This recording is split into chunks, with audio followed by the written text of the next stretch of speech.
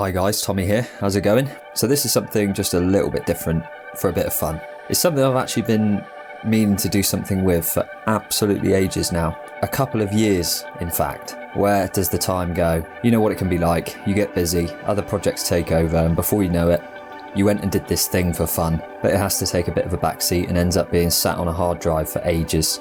It's just the way it goes sometimes. I decided it was probably about time that I made this little video that I had planned. For anyone new to this channel, my name's Tommy Rowe of Rowe Films, and I'm a filmmaker based in the southwest of England. I do all sorts on this channel. If you're interested in all things filmmaking, please do consider subscribing. Anyway, back in the spring of 2021, myself and a couple of my fellow filmmaker mates decided to go and find a tree. This particular tree happens to be the exact location they used in the movie 1917, and it's actually pretty close to where we live down in southern England. We decided to go to it and see if we could get close to replicating those iconic shots that you see in the film. Here in the UK, we do actually have quite a lot of movies shot here, especially so down in the southwest. As a filmmaker, I'm heavily inspired by the work of others, and I've always been a complete movie nut. One of the things I love to do is kind of walk in the footsteps of some of the greatest productions ever to grace cinema and TV screens. It's just a really fun thing to do. But recreating shots and at the actual locations that these iconic scenes were filmed, I don't know, that just really excites me. I was a massive fan of the Universal Pictures movie 1917. Roger Deakins is a huge inspiration for me.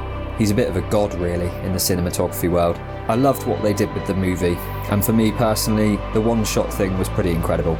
Not just in its execution, which is one thing, but for me it was done with real purpose and added so much to the movie. It made it unlike any other war movie I'd ever seen.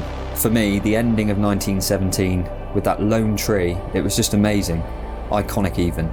So when the movie came out, I knew that many of the scenes were actually filmed in Wiltshire, specifically on Salisbury Plain. So one random day, I had this mad idea. I really wanted to find that tree. Whilst I thought it could be done, I knew full well that this could all end up being a complete waste of time, because for all I knew, that tree could have been like completely in the middle of nowhere, or even on some private land or something, and therefore inaccessible.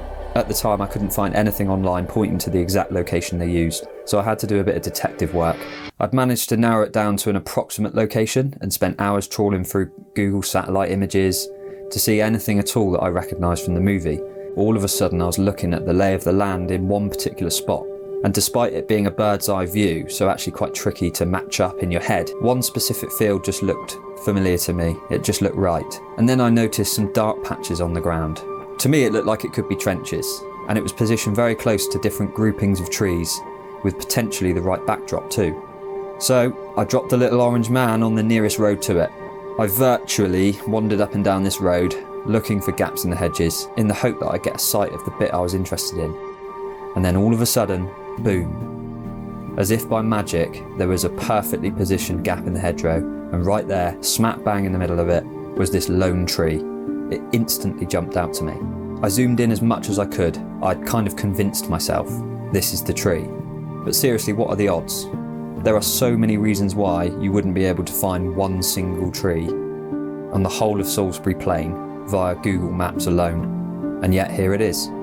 At that point I took some screenshots and referenced that back and forth against frames from the movie, as well as any BTS footage I could find from this specific location. That allowed me to draw out a bit of a map of how I thought it was all set up. This made me even more confident that we had the right spot. So I gave Sean and Alex a shout. Hello mate, how you doing? What does he want now? And despite at first being like, another one of your ideas, yeah? Right, we're going to find a tree. A tree? Just a tree? You want to go and film a tree? Yeah, but it's not just any old tree, and it's only just over an hour away. Oh, that tree. Oh, that tree. But thankfully, they were well up for it. 9 AM. Yeah, I'll be there, mate. Okay, I'll see you tomorrow, mate. Yeah. Yeah, bye. I want to go full Ragnar, like that, and then once it's really like shave my head like. On the way up there was actually a fair amount of anticipation on my part. As sure as I was from looking through a hedge on street view, I couldn't be absolutely sure. I didn't really want to have brought Sean and Alex here for nothing. But thankfully, as soon as we got there, I could see, yep, this is the one. We did it. We found the iconic 1917 tree. You'll have to excuse the wind noise, by the way. It was really calm when we left home, but extremely windy up here on Salisbury Plain. Sorry about that. So this is where you can just see on the ground where they dug the trenches and stuff. So this location is used by the Ministry of Defence and British Army for training and exercises. As you can see here, when we got there, the red flags were up. When there's red flags up in this way, you mustn't go past them. And we really didn't fancy getting in the way of tanks live firing. But thankfully, the filming location itself and the tree wasn't in that zone, which was a little bit further down the hill. So that was good news. This was the trench here. The thing that surprised me at first was how different it looked. For example, there were no leaves on the tree. I had just assumed that they shot these scenes in April. However, it was clearly a little bit later on in the year, and worked out we probably think it was around May sort of time that they filmed these scenes. As well as that, someone clearly cuts the grass here. Maybe they asked them to let it grow for the movie. At first I was a little bit disappointed that it looked a bit different to how it does in the movie. The long grass and the leaves blowing on the trees actually add quite a lot to the overall feel of the location. But still, it was just cool to actually be here on the very spot. All the chalk from the trenches. First job was to figure out the lay of the land and check what we were looking at against the maps and things that I had drawn out. It's actually not very widely known that the intro sequence and the ending sequence were both shot at the same location. And one thing that shocked me was how close the trees they used in the intro were to the lone tree they used in the ending. But yeah, the two trees are literally a few yards from each other. In the opening sequence, there's a bit of a camp set up that they walk through and then down into a trench system. In the ending sequence, they added the field hospital and just slightly changed the orientation of everything so that it looked like a completely different location. And he comes out just there, and that's where he shakes Lieutenant Blake's hand. We could see exactly where the trench system was, and also where the field hospital tents were. They'd left behind a few of the big tent pegs hammered into the ground, and there was also a lot of the chalk still lying around that they used to line the trench system with. Of course, we had to take a few lumps of it home with us. We then spent a little while working out how everything went down, where things were positioned, where the actors were stood. After the handshake, You turn it over to your right, because he almost turned full circle. Yeah. I just used my GH5 handheld just to get a bit of an idea of the angles, camera movement. So we did a few little tests handheld, just messing about, trying to get the angles right before we gave it a proper crack. One of the things we quickly realised is copying someone else's work is actually harder. Judge distances and angles, you've got to line up landmarks like a lone tree and use that to frame your shot in order to get as close as possible to what they did. They would have just shot it exactly how they wanted at the time, however it looked best, in order to create something new and original. But we had to try and copy what they had already done. They come round like this to more front face on. The other thing we realised was the light for the ending sequence wasn't quite right. Yeah. We'd got up there pretty early. The sun was high in the sky and the light therefore really harsh, and the shadows were all completely wrong. So we decided it would probably be better to give it a proper go a bit later on. So at this point we did pretty much the only thing we could do. go for a pub lunch. We also quickly stopped off at a nearby Iron Age hill fort, which was pretty incredible. And some epic views up there.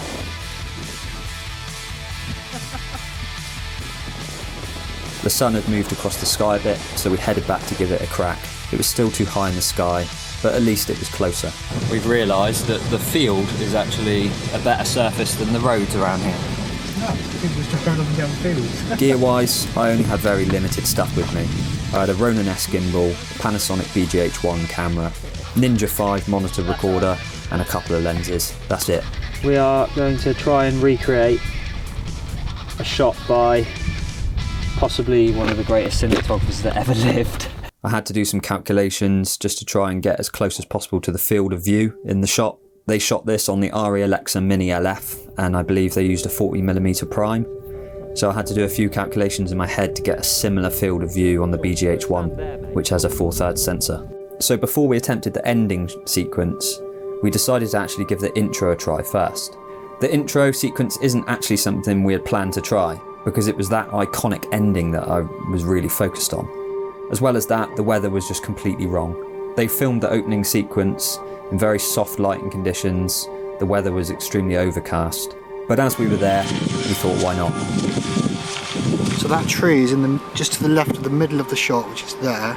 One of the hardest things about recreating shots like this is they're actually quite long takes.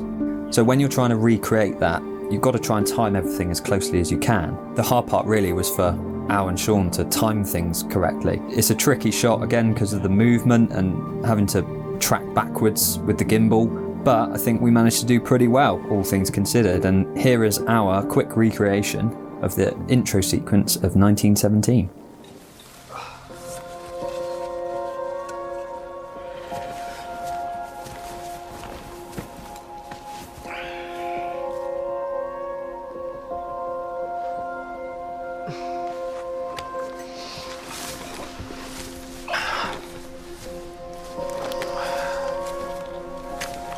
No, Dodo! No, Sarge.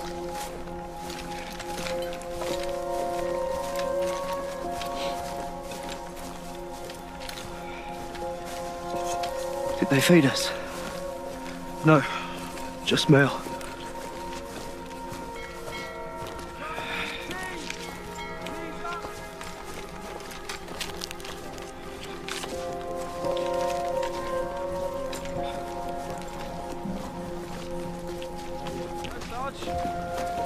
I think they did an awesome job of timing things so well, So even down hard, to that shot. little things like the moment Sean puts his hat on.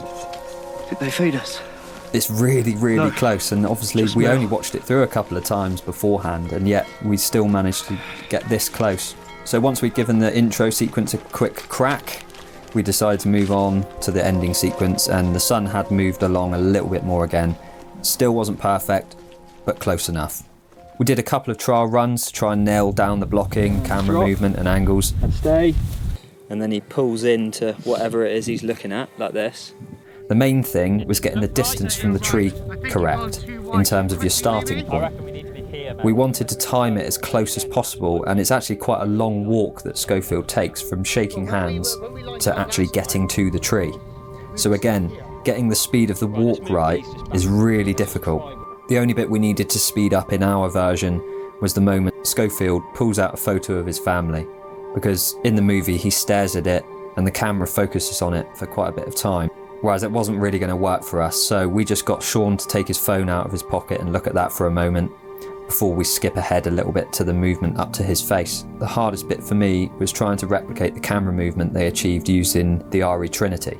The Trinity allowed them to get an unbelievable amount of movement. However, with the Ronin S, I had to bend right over in order to get the camera down to kind of skimming across the ground. It was pretty much impossible to achieve the shot as accurately and as smoothly as they did, whilst trying to walk along crouched over and focus on keeping the framing and the timing of the shot correct. Yeah, Sean needs to walk more to the left, I think. Because I wonder how many takes the film took. Oh yeah, loads. Like, I tried it both upright and underslung, but it was physically one of the hardest shots I've ever attempted with the gear that I had with me on the day. If I was to attempt this again now, and I wanted to get even closer again, I'd probably want some kind of setup like the Trinity. Maybe the tilter float system would work. As well as that, I'd shoot it on an equivalent prime lens, and I'd have a manual focus puller as well. He starts off high looking down on the handshake, and then as he pans round he comes lower and looks up, and then by the time he's walking towards the tree it's almost at ground level. So I've tried it underslung and that doesn't seem to work very well, but it's just replicating that smooth movement and also keeping Sean's position in relation to the tree exactly how they did it in the shot. It's getting But closer. It's getting close now. We're getting closer. After only maybe the second or third attempt, we'd got a full take from start to finish that to me felt pretty much bang on. Having only watched the ending sequence through a few times on a mobile phone before doing this, Shawnee managed to get the timing spot on. From the handshake to the tree. At a guess, I'd say that's maybe 30 or 40 metres. But when we played theirs and ours back side by side, Sean literally got to the tree at the same time as Schofield, and I honestly couldn't quite believe it. It really is quite remarkable when you consider it's over a 2-minute sequence from start to finish. If you go slightly out at the beginning, you end up a long way off by the end, and yet he managed to time it almost perfectly. So fair play, mate. At that point, it was time for us to go. We'd given it our best shot with what we had at our disposal, And I have to say, I think we actually did better than I thought we would be able to do. This really was a fun thing to do, and truthfully, I'd actually really like to do it again. Maybe at some point we'll try and line things up even closer again. Since doing this, I've actually found more of the locations used in 1917, such as the woodland scene and the big trench run. So maybe there's more we can do here. We'll see. So finally, thanks for watching, guys, and here is our best attempt at recreating that iconic ending from the incredible movie 1917. Cheers. Thank you, Will.